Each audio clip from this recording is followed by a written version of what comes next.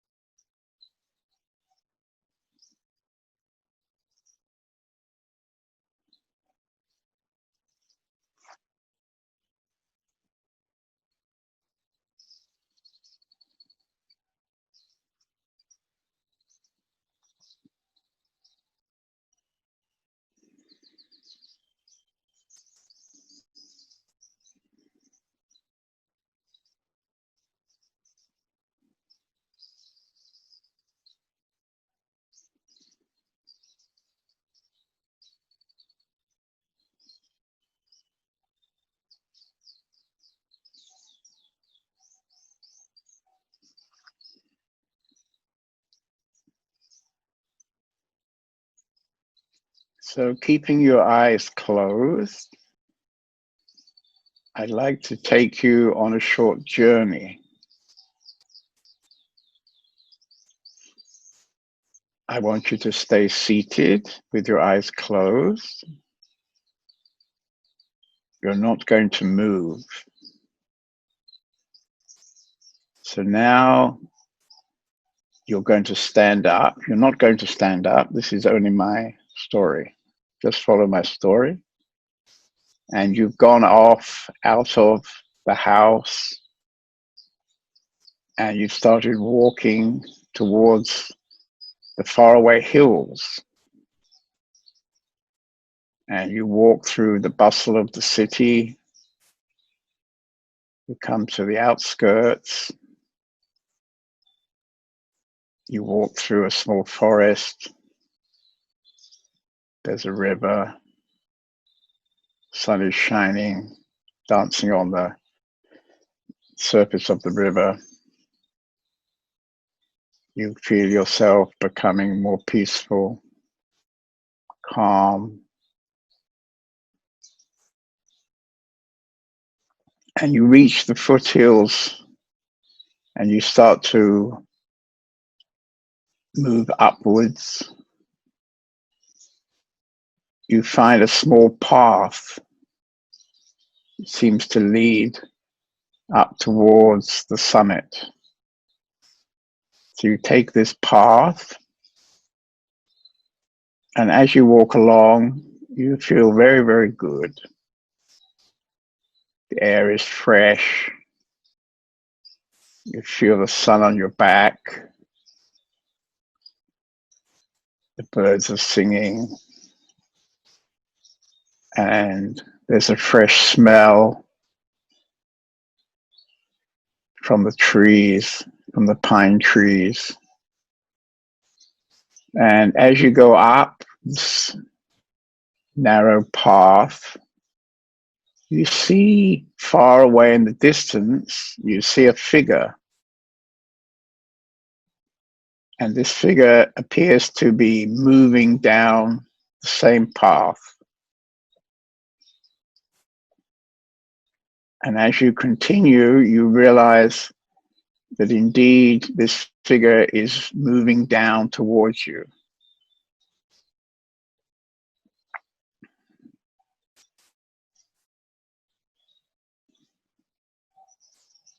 You continue walking up the path, and at some moment you realize that this figure is very familiar. It's as if you know this figure.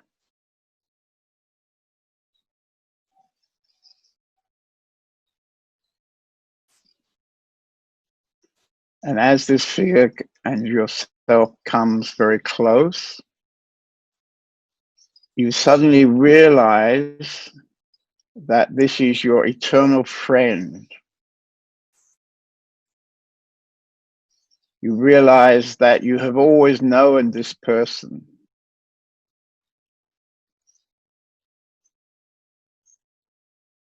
You realize that this person, this eternal friend, is not separate from you. That in fact you're one with this eternal friend.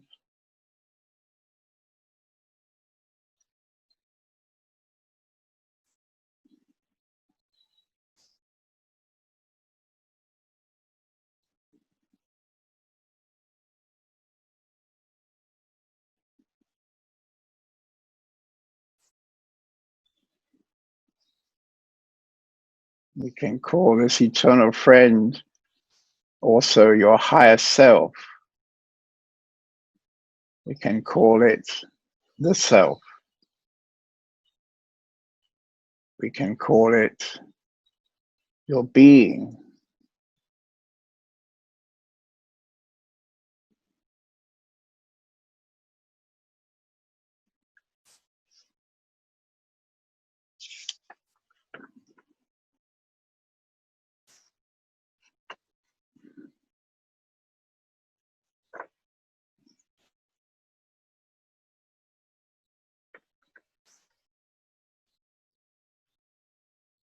We can call it many different things.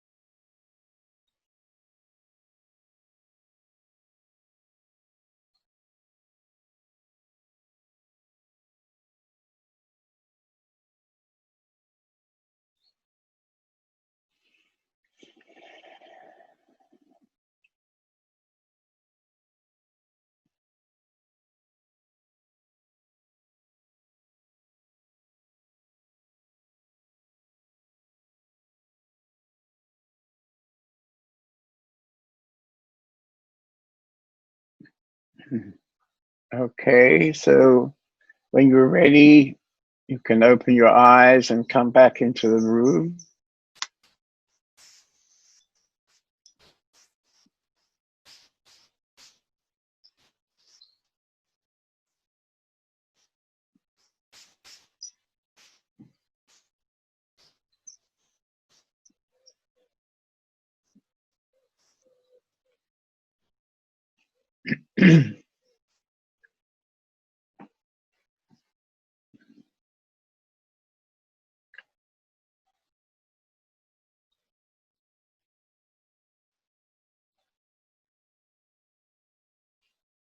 Okay, so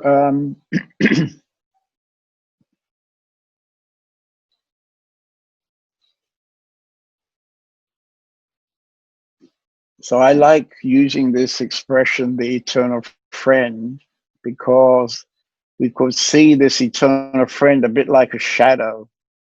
The shadow is always with us, but we don't really give it much attention. We're always looking and engaging in another direction. And so, in a way, this whole weekend is a reminder to bring our focus back to what is essential, to the eternal friend, to our being. And I'd like to continue a little bit with Maharaj. I started, I think, in the afternoon yesterday talking about Maharaj. I mentioned that I have this text that arrived mysteriously in my in tray. And it's from this lady, Jean Dunn, who spent 5 years with him. And I'd like to read, actually. I read the whole thing through, and then we go through together more slowly. And she titles this Instructions from My Guru. So you have to remember this was probably in about 1980. So we're talking about 40 years ago. And we're talking about a translation that was done from, I think he spoke Marathi, which is a local language in the Bombay area. So he starts off, the vital air, prana, uniting with the mind is the I am consciousness. After realizing the I am will go, and there is nothing but the self or reality. Keep on with practice as you are now. So he was giving instructions to Jean. The mind must be purified through japa. Japa is reciting the word of the saints. You repeat Krishna, for example, or Rama, Ram. Ram is God, and you can repeat Ram, Ram, Ram. And meditation. So he's suggesting that you need to have a practice in order to purify the mind. So this practice is not to bring you to who you really are. It's not to bring you to the eternal self. It's to purify your mind. So he's suggesting repeating the word of God. I remember in India once going into an electronic shop in Rishikesh, and the owner of the shop was sitting behind a desk, and it had a high kind of front on the desk. Anyway, I came up close and looked over the top of this kind of counter, and the man was sitting with a book, a notebook, and he was constantly writing Ram, Ram, Ram, Ram, Ram, Ram, Ram, Ram, Ram, Ram, Ram, Ram, Ram, pages and pages.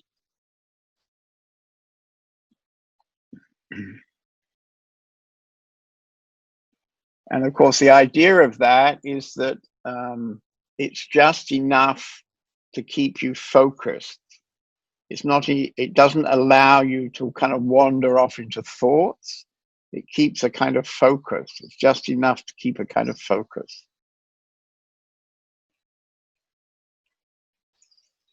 Ignore the body sensations or pay no attention to them. It will all be all right. The vital prana moves up through the centers, reaching the top seventh chakra, and that is samadhi. What is the use of getting a lot of money or knowledge or power when after the vital air leaves the body, nothing remains of any of this, and the vital air merges into that? You must discriminate between the real and the unreal. Be detached. Let whatever happens, happen. But do not associate yourself with it. The mind can be purified by remembering all that I hear from Maharaj. Let ideas come and go as they will, but always remember, I have nothing to do with all this. I am pure consciousness. I am the eternal friend. Gradually, by dissociating oneself from all that the mind has accepted as real, the pure I am consciousness will shine forth.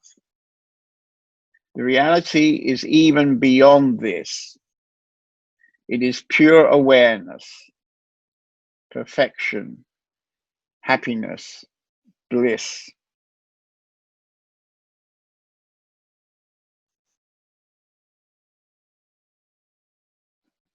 I was given prasad from his hands. She's talking now about Maharaj. He poured half of his coffee in his cup and half in his saucer and gave me the cup to drink from. Blessed am I. He placed his hand on my head and gave me my mantra. I am his. When he was questioning me, I asked if I should be with my mother. So she had been taking care in America of her mother. And he said no. He said for me to continue as I am. So she was based in Tiruvannamalai, and then she would come regularly during the year. She would come and visit him in Bombay. When I'm established in the I am consciousness, then it doesn't matter. I can live anywhere. So this is actually a kind of very important teaching, that if we really have a desire to come to the eternal self, to our being, to really live from that, then it's tremendously helpful for some time, to, as she was doing actually, she was staying in Ramana Ashram, and she visited to her guru Maharaj. So she had a lot of support energetically. It's not easy to remember who you are when you're in a regular society situation. And, whatever your situation is, you probably can't change it, but you can be aware that if you really want to get a progress, if you really want to get something to change inside, then you need to give this really a focus, really an intense focus. Hold on to the I am awareness and remember my instructions. Do not worry about anything else. Do not bother about anything. I'm always with you. And then she's commenting about what he was telling to other people. So this was what he was telling to her, and she's also making a note of what he was telling to other people. You are trying to find answers to the illusions in the illusion. and it cannot be done. Brahmin never became this Maya. Maya is completely illusionary. To start with, turn the mind inward. Repeat japa inwardly until the idea I am that, or I am, or I am Brahmin, or pure spirit, is as natural as the idea you now have that you are so and so, a woman, a man, a body. We are not any of these things. We have believed oneself to be. We are not really even the witness, or I am consciousness, but must go through these to reach the reality. So actually, it's not very complicated. It's not very. It's very simple in what he's saying. It was very simple what Papaji was saying, and of course with Ramana Maharshi, he also spoke in a very simple way. So you could even say there are no teachings. You see, there's not really any teaching. You have to bring your awareness to what is true. And of course, this is not so easy because we've gone through many, many years where we've been conditioned to believe ourselves to be a separate somebody. And we are living a kind of theater day by day. And of course, we get very caught up sometimes in the drama of this theater. And when we get caught up, we completely forget our eternal friend. And, you know, actually, we all know this. Weeks, even months can go by, and we are completely caught up in some sort of life drama which is happening. And so somehow we have to find our own way to come back. He's suggesting japa, which is probably not something most Western people would find to be appropriate. But we can spend some time just to sit quietly. And when we sit quietly, I think everybody in this retreat is quite capable of coming to what doesn't change. Oh, I'm going to sneeze. I'm not. Oh, yes, I am. No, I'm not. Okay. So, would somebody like to share something or ask something that's not maybe clear?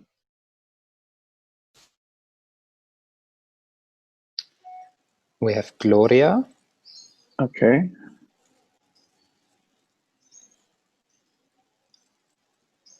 Gloria, can you unmute yourself? Yes, now you can talk. Okay. Good morning and good morning, John. Good morning. I had a very interesting, I coined an interesting phrase recently in German. I said, wenn ich alles bin, brauche ich nirgendwo hin, which translated would mean as much as if I am all, then there's nowhere to go. There's no need to go anywhere. You know, I don't, if I am all, if I am this truth, then I don't have to go, I don't have to read any books, and I don't have to, you know, I don't have to do anything if I'm just all. And I'm just what? Sorry. If I am all, if I am all, if I am everything there is, if you know, right. All is me, and I am all. You know? Right. So you don't need to do. Of course, you don't need to do anything, and you don't need to go anywhere.